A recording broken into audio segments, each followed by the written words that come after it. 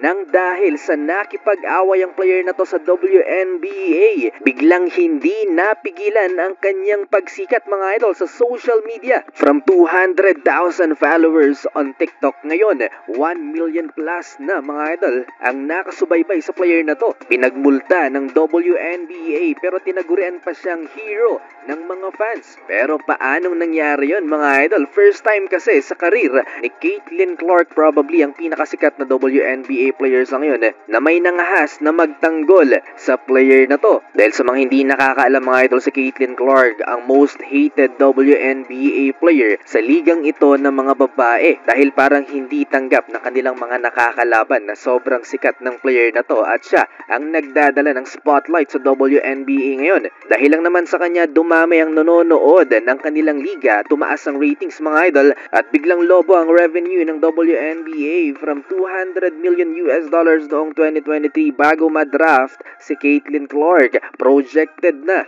aabot ng $1 bilyong sa 2025 ang kikitain ng kanilang liga. Dahil lang sa isang player na yan, kaya naman hindi nakakapagduda na marami ang naiinggit sa player na to. Hindi biro ang natatanggap na pamimisikal ni Caitlin Clark mula sa kanyang mga nakakalaban. Kilala ang WNBA na isang black league dahil dinodomina ng mga black women ang ligang ito. Lagi siyang nabubuli dahil sa kanyang pagiging white. And for the first time in WNBA career, may nangahas na nagtanggol mga idol kay Caitlin Clark.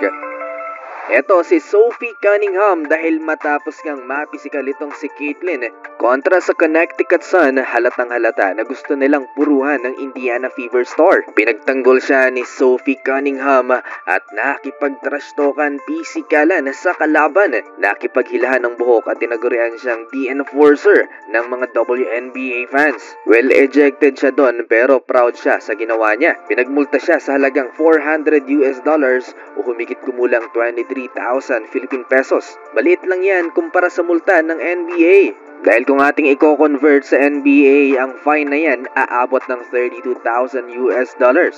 Mas mataas pa minsan. Ang average lamang na sahod sa WNBA mga idol ay 147 US dollars per year. Kumpara sa average na sahod ng NBA players na aabot ng 12 million US dollars. Pero ang multang yan na ay sinagot di umano ni Caitlin Clark.